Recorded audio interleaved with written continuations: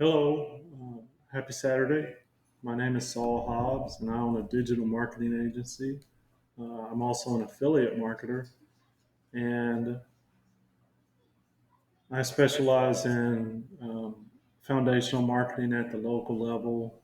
We do a lot of SEO, search engine optimization, to rank companies higher.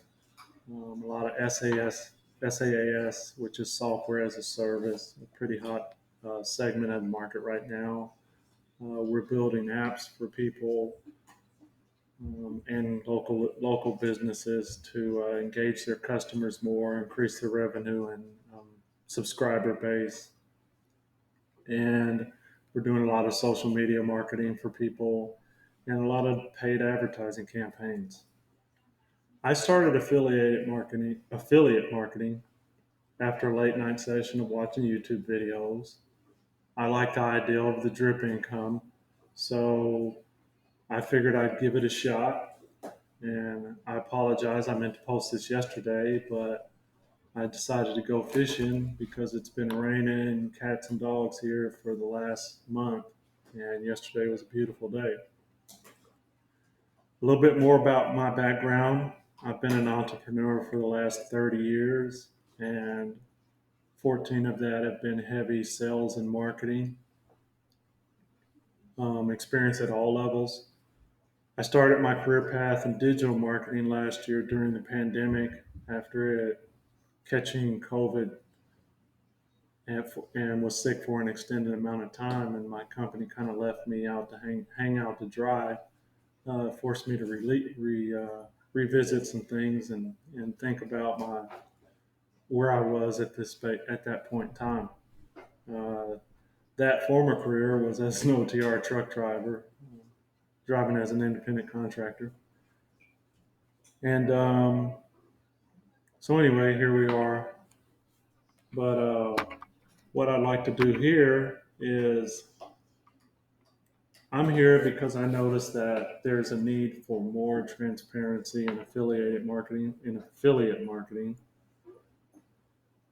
and I'd like to give you some straight talk about it and possibly present you with some best practices that you might want to put in place, and maybe a little bit more, such as teaching you the whole sales process from A to B, because a lot of people really don't understand it, and the funnel creation, the purpose, what an effective funnel might look like in 2021. And I want to dispel some beliefs about the whole laptop lifestyle and provide you with some alternatives to the bullcrap that's constantly being passed around and propagated. So and one of my special powers as an entrepreneur has been to look at a situation, and sometimes I can see exactly what's missing, and it sinks in my head where that comes together in a plan that I can put in action and create a business around. A little bit of I guess I could give you a case study. For me, 16 years ago, we moved to Santa Barbara, California from Delray Beach, Florida. Um, and I have a friend that has a co-op, had a medical marijuana co-op out there, and there were only 10 licenses issued within the entire 40-mile area of Santa Barbara, the county. So when I walked in, I noticed that they had everything but the things you would want to have around for people to use those products.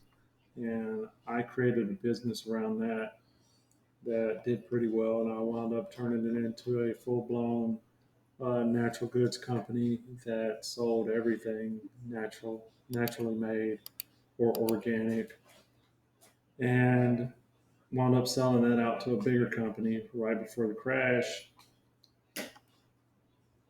So I have a little bit of experience as far as the whole sales marketing process goes and what works, what doesn't. There's some things that will never change, that will work. And one of them is the way you go about your business, the manner you conduct yourself, and make sure it aligns with your values. What I notice about affiliate marketing is there's a lot of characters with questionable ethics and methods operating in the space that give it a terrible name, and people really shut down when you start talking about it because of experiences they've had with some of those questionable characters. For me, it's like going into a new car dealership or a car dealership and buying a new car and feeling like you're being taken advantage of because they think you're ignorant and you don't know what's going on. My whole philosophy about that is going prepared and stick to what you want, unless it's something of value to you that is being presented. Like if you lived in Michigan and they offered you a undercoating because rust is a problem up there, then yeah, that might be something of value you might want. But stick to what you know. Um, Same thing with affiliate marketing. Um,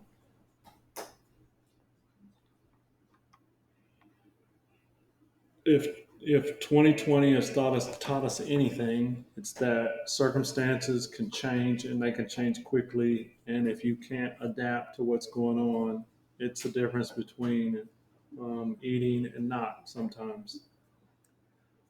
So that's a great lead into why I'm here.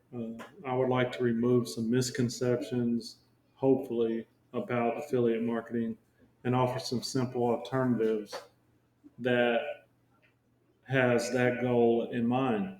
That goal is, for me, is longevity in this industry niche. At 57, uh, my goal is it would be great to be able to set up some passive income streams that can carry me into retirement and supplement my income. And how I approach it is this isn't a sprint, it's a marathon, it's an endurance race. And if you want to have longevity, that's pretty much the mindset you're going to have to adopt to be a good affiliate marketer. Does that make sense? Um, so let's get into it. My philosophy is this: you can be a great affiliate marketer by practicing what your values are. And for me, that means if it doesn't feel right, I'm not going to do it. Um, you can be uh,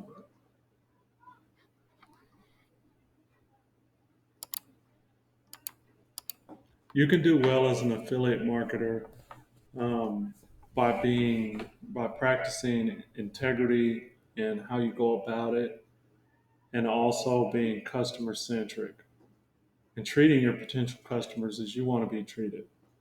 I think that's pretty important. Um, Now, to fully disclose how I began as an affiliate marketer, which is not how I run my agency and it's not how I do it right now. I bought into the whole cut and paste, bringing all the high dollar items to my page. And what I found out through actually buying a lot of it, because I probably spent a couple $1,000s on items just so that I know how it operates. Because I'm fascinated by that, and it makes sense to me. And some of them I've kept around, but what I found out is most of the stuff being offered is just pure junk. I've gotten to some great conversations with some marketers and wound up coming to an agreement to get my money back. With that in mind, if you offer me a guarantee, you're going to stick to it. Period. If I offer you a guarantee, I'm going to stick to it because that's what it means. It's guaranteed. And I can ask you right now. I know in my uh, affiliate marketing mailbox. It's just stuffed with offers for the same product from I don't know how many of the same characters that are in there. And I've gotten emails just last week that said that if I bought this video app, for instance, since those things I do use, that it's the best one ever made. And then already this week, you're offering me another of the best ones ever made. So one of those statements can't be true. And that just doesn't make sense. It doesn't make sense as a business strategy to pick up every video app that's supposed to be the greatest after you just sold well on one before. You might want to pause and switch to something else, if just from a common sense standpoint. Does that make sense? I mean, you can't everything cannot be true. So for me, that's kind of how I approach it. I learned that for me, I only want my name or my companies associated with products that I can use or would use and would buy. And it's that simple. Or I only want to sell things that there's a need for. And if I don't know what I'm selling, and if you don't know what you're selling, why are you selling it? You could get uh, called out on that and be in a real jam because you made all of these great statements and you have no idea what it is you're selling. And like I said, you have to use a marathoner's mindset. For me, like an ultra marathoner's mindset, guys that run 100, 120, 200 miles. That protects my integrity. And as a younger man, one of the best books I've ever read was The 7 Habits of Highly Effective People.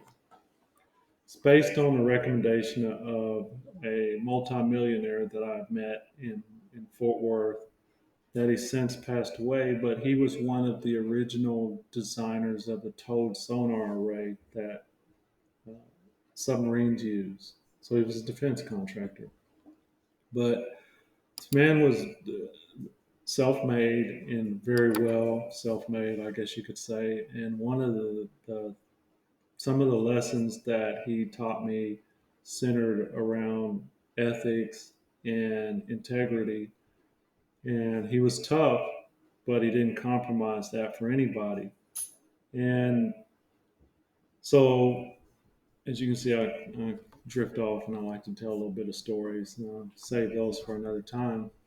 And we can cover the 7 habits in another broadcast, but mainly I want to discuss how number 2 of those habits, which is to begin with the end in mind, works into affiliate marketing. What is your end game? Your end game is to sell. If you want to last, you need to sell quality because you can have the biggest subscriber list in the world. And if you sell junk, people are going to stop listening to you. If you keep pushing junk on them, they're going to stop listening to you. So for me, I want to sell value. I want to last and I want to make this into something that can turn into something bigger. And also, my end is to ultimately be a creator to help um, push some products to market that I have a hand in designing or having designed.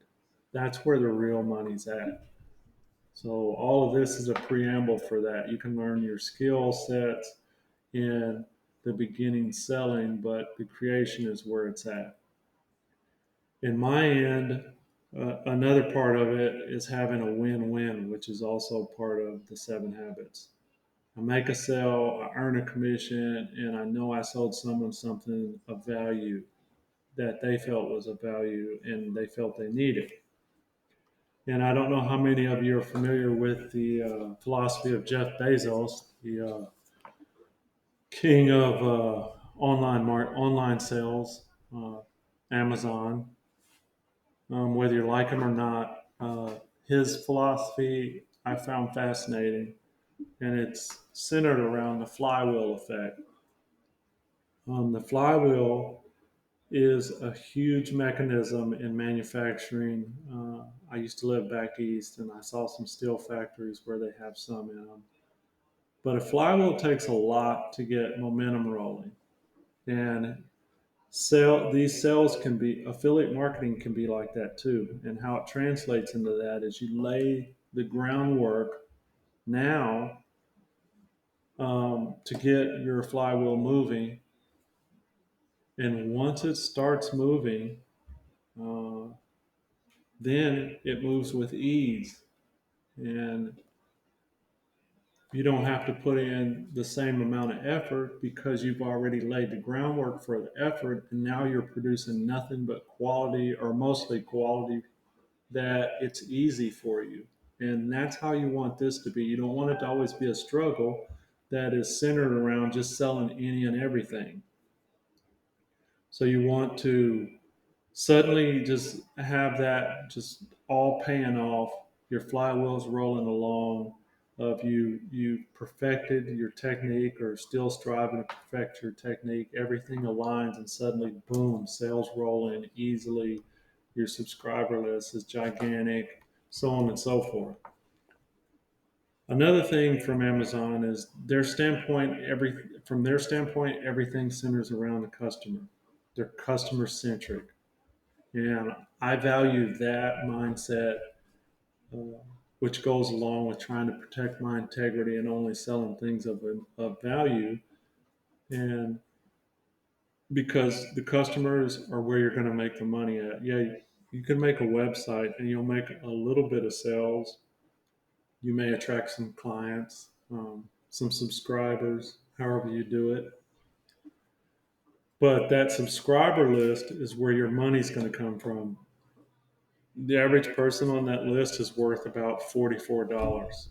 So if you have 1,000 people, 10,000 people, you can see how that exponentially grows. So every time you have something of value to market to them, if the industry standard on say 1,000 is 2%, if you can sell to 2% of the people on your list, which is 20 sales when you have something come out, it's decent. You know, if you could sell to 200 on a larger list, then you're eating. I hope that makes sense. It's better to sell a few really good products and learn everything about them, what you're offering, than to sell junk after junk after junk. Because I know there are certain guys that I've already unsubscribed to and blocked because all they've ever sold me was junk. And there's one that I would think that he realizes some of the things that he sold are failures, because what he's turned around and done is he's flipped that to, I won't mention his name, he's flipped that for me to where he's provided me more items so that the little bit of money that I did give him seems like I'm getting some value out of it, because I know at least he's trying. You know, he's sent me a couple of things that I actually can use. You know, he sent me the whole kitchen sink basically of what he had, and a few of them I can use. I've tailored to some of the things that I'm doing. So if you go on JVZoo, if you use JVZoo and look at the top products, you'll see some that date all the way back to 2014 that are still at the top. And the reason they're still at the top is because they're of value. And in my case, I've bought some video creation apps that all look like some of the older ones. They all look the same. You know, that no individualism to them. They're just copying a proven strategy and trying to just piggyback on it, which is not original, but it works. So I think that if you can remove that false sense of urgency to sell everything that comes out that's being thrown at you to sell, without investigating or without evaluating how it fits into what you want to do, then I think you're going to perfect your process. and the flywheel is just going to roll just effortlessly. Which brings me to another part of my philosophy, and it's about your process and the three P's that are courtesy of the prophet Marcus Lemonis. I love that show. And those three P's are people, which is you, and like I said, your integrity, your process, which you're trying to affect perfect your marketing process, and then the product is the last thing. And the reason the product is the last thing is because if you perfect those first two, it almost doesn't matter what you're selling. It almost doesn't matter. But hopefully, it's going to be something good. But you perfect that, and the rest is gravy.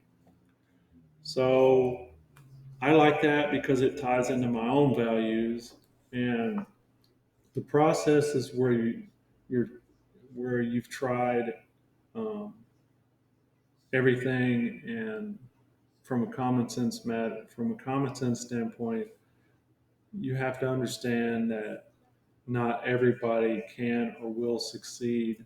That's just how sales is. So you're going to have to stand out a little bit. And how I stand out is with focusing on me and my process, and then I offer a product that there's a need for. And there's an old adage that Judge Judy says that if it doesn't make sense, it's not true. And everybody can't be telling you the truth about the greatest thing that they're offering, even though they're offering you a high commission. You got to think longer than that to last. Um, I also want you to know that it's hard work to create a brand, create a product, and to make it. You can make some quick money, but there's there's another saying that's not all money is good money, and that quick money can dry up fast if you don't have a plan in place. If you tell the truth, it's easy, but when you lie, you have to remember everything you said. Um, I also plan to provide some documentation that will help you along the way. Like I said, I'll explain the entire sales process in an easy manner, and the funnel process and how it works and how it can work for you and benefit you, how you can handle your subscribers, your emails, which is very, very vital. You can't just uh, do whatever you want to do. There are laws that govern how you have to deal with spam, and you don't want your emails to be considered spam to people. You want them to open them and click through, and of course, ultimately purchase if that's for them. If not, you at least want them to not put you on the bad list, because there are a lot of companies that handle emails that will, if you get over a certain rate, you're out. So you'll have to start all over, and a lot of times you'll have to recreate your list if you don't have copies. So we can go through a little bit of those things as well as we go along on this journey. It's a marathon. Um, you have to understand that your customers are your lifeblood, and it's easy to build a subscriber base, hard to maintain. Some of the people that I studied when I first got into this, I learned a lot from a gentleman down in Australia named Hogan Chu. About That's what attracted me, is a 3 hour video on building a $1,000 a month affiliate marketing website. It's very thorough, very comprehensive, and very good. I also study Neil Patel. He is the number one marketer in the world, uh, and he has a lot of work out there that you can study.